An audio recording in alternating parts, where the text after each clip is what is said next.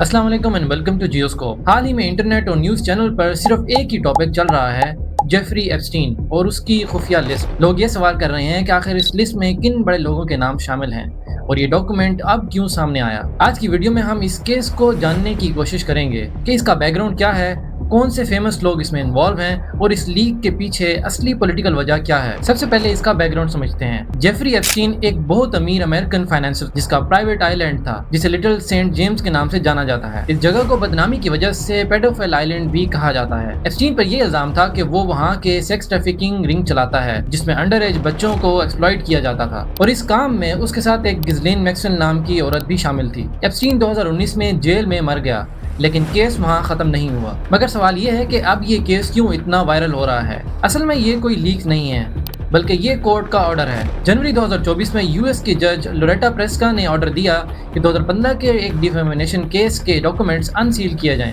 यानी कि पब्लिक किए जाएं। ये केस एप्स्टीन की विक्टिम वर्जीनिया ने गिज़लेन मैक्सवेल के खिलाफ किया था, जो कि एप्स्टीन की राइट हैंड वुमेन थी। सालों तक ये डॉक्यूमेंट्स छुपाए गए ताकि पावरफुल लोगों की आइडेंटिटी प्रोटेक्ट रहे, लेकिन अब कोर्ट ने ट्रांसपेरेंसी के लिए इन्हें रिलीज करने का ऑर्डर दिया है। अब आते हैं इस केस के उस पॉइंट पर जिस पे सबके सवालात हैं, यानी कि इसमें किन किन लोगों के नाम शामिल हैं।